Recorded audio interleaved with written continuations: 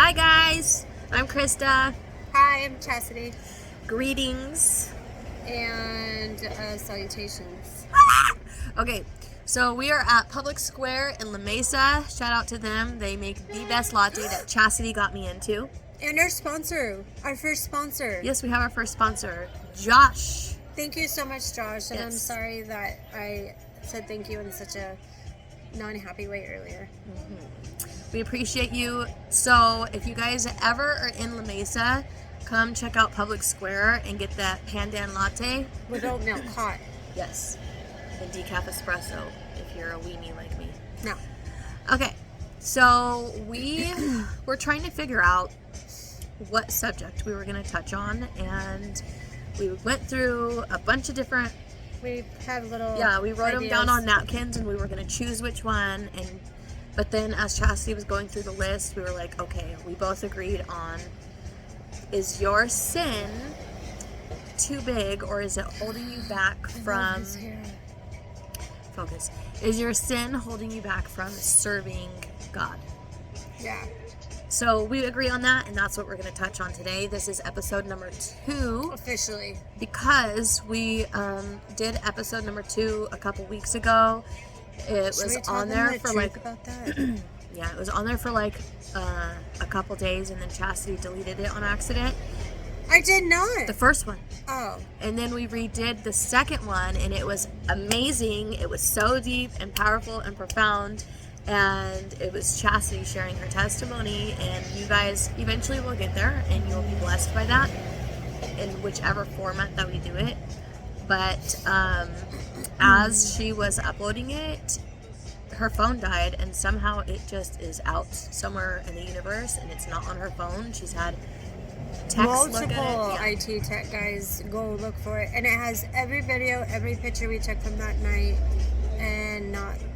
And for me, I know that that's the enemy not wanting everyone to be blessed by her testimony, but no weapon formed against us shall prosper. So Yeah. we will do it again in due time. And we're just still going about this, figuring out how we're going to operate. We do want to be a little bit more organized and like, but completely organic in ourselves. We're out here Which is gonna when they happen have no matter music what. going. Krista was gonna go in there and tell them to turn it off. I'm going to ask them, not tell them, but yeah. Okay, so I wrote down a couple of questions, and I guess we'll just both touch on them. Ready? All right. So, Chastity, I guess both of us, a lot of people have, are either like living with a certain sin, or have done a certain sin, done something that they Plural. are, sins that they are ashamed of, and that stops them or makes them feel like they are unworthy to serve in the kingdom of God. So I'll let you start with that. My first question that I wrote down was, are we saved by works or by grace? Because if we are, in my opinion, if we are saved by grace, then there's nothing that we could do to earn the salvation and the calling on our lives. It's just a gift from God. If we're saved by works, then absolutely go hide your sinful self and dwell in your shame. We wouldn't need, sorry, I got distracted. Yeah. So, Chastity, what is it that you are struggling with besides focusing right now? I'm totally focused. I What hear sin? everything. What is it that happened that is making you feel like you can't fully dive into serving? Is it serving in general or serving in the church? I've decided I'm gonna be honest, vulnerable, without trying to put too much out there to kind of affect other people that are involved in my story. So, with that being said, I will say the year that I broke my sobriety, I did a lot of things that I knew better, and I feel like it is the things that I did during that season that I feel, I don't want to say ashamed of, but I just am disappointed in myself. And that keeps me, I believe that's what keeps me from service in the church. I think I do service outside of church. I think that we do service all the time, actually. I think organically, like in the day-to-day life, I think that I do fine. I actually share my walk and my testimony a lot one-on-one. But there's something still lingering inside of me that doesn't feel right with me serving in church, if I'm being honest. Yeah. I feel like, I don't want to say a hypocrite, but that's the only word that comes to mind. Yeah. You? No, I think I just don't want to. Oh. Okay. I just don't. The way that I like to serve is by it being genuine from my heart. Not saying that the people in the church serving are not doing that, but I don't feel called to a building and to a certain ministry. I serve by like blessing people when I can, how I can, by smiling at people, complimenting people. If there's somebody that needs food and I'm able to help them out, I'm going to do that no matter what. Showing up for people. Yeah, meeting people's needs the best way that I can. Praying for strangers. Just showing the love of God. That's how I feel. Yeah. And I can attest that you do that. I talk to you on a daily, and I know that is true of you. Thank you. But if I were to decide that I wanted to serve in the church, yeah, I probably would feel like I'm not qualified for this. Just like this is a different subject, but it's kind of the same thing. Like, I don't feel... Okay, so I went on a dating app, mind your business, and plenty of people message me. But when there is a solid Christian man that shows interest in me, I automatically shoot it down. I say, no, I'm not a good person. I'm not a good Christian. I'm not that Proverbs 31. I'm not a virtuous woman. I do this, and that. I cuss. I have anger. I have anxiety. I have all these things. And I just like shoot myself down because I feel unworthy of God's blessings. So it's not the same thing, but it's, in a sense, it's like I would feel like a fraud, you know? Yeah, like a hypocrite. Yeah. Yeah. But that's kind of how I feel too. Like, that's in its own way, like with the church. Like, I feel like I've done too many things where I knew better. I know Jesus the way that you should, and I still chose poorly. So why do I feel like I'm in a place for anybody to listen to now? Yeah. Even though that's not me anymore, like, I still have that golf ball. Yeah. For me personally, I feel like the things that you went through, Chastity, just makes you more relatable.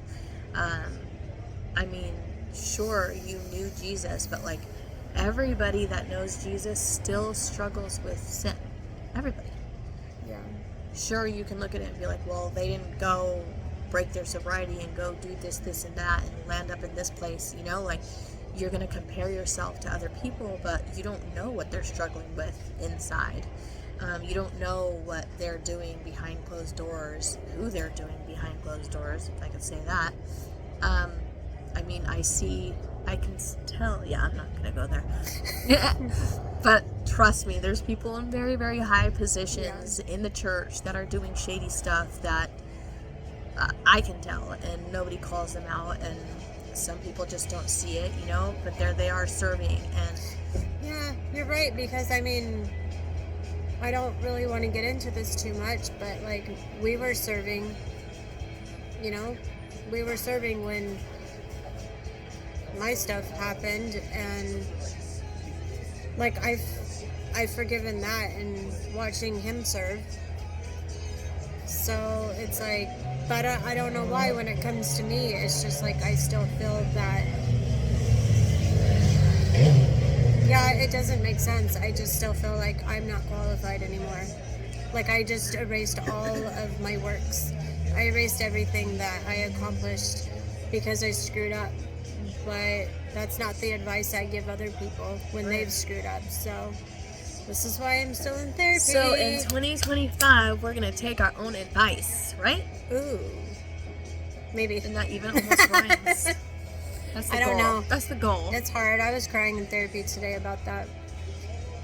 I just wishes that I would give the same grace that I give to other people to myself. And I don't know why it's so hard, but it just is. Like, again, I'm going to not name names, but even something I was talking about today, it's like I'm worried about somebody that and their feelings and how they feel when I shouldn't be.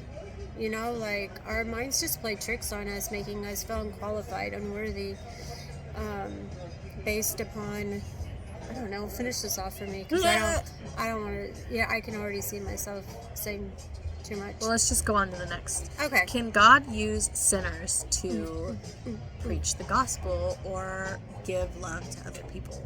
Well, my answer is yes, because name somebody that doesn't sin. I mean, look at Peter in the Bible. Yeah, Jeez. look at the people that Jesus called to follow him, to stop what they were doing and to follow him. They were not the righteous, Not at all. Cheaters, alcoholics, prostitutes, tax collectors, murderers. yeah.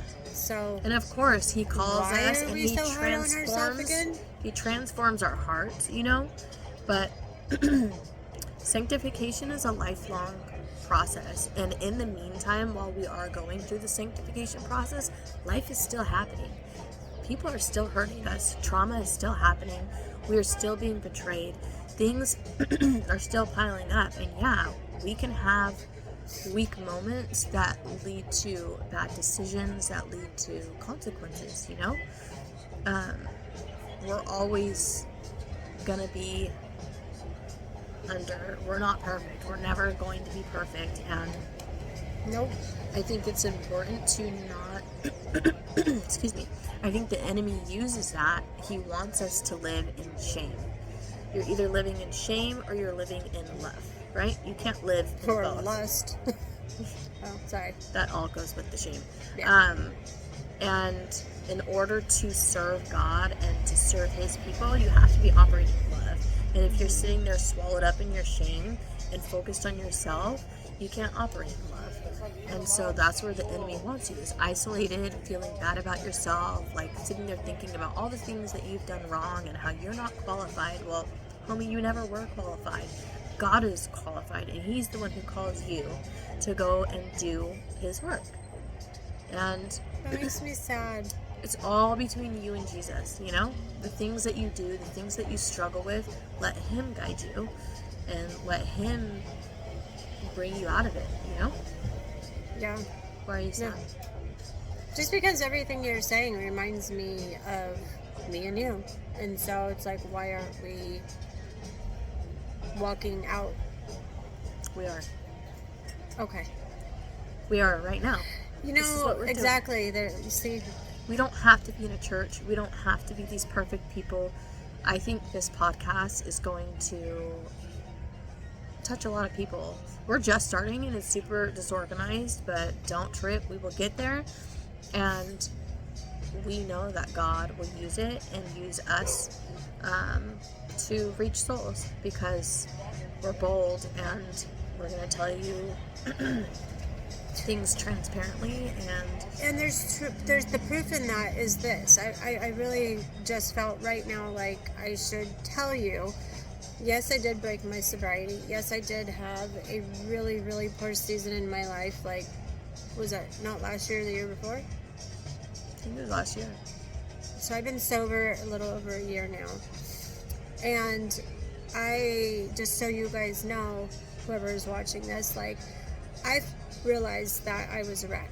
And I have been in therapy for well over like a year and a half, going into 2 years. Like, I don't have to do this. I'm doing this because I've recognized that, like, I need that. I need to work out whatever traumas, whatever hurts, whatever freaking heartbreak and anger and unforgiveness that was in my heart that was keeping me and making me a very cold person.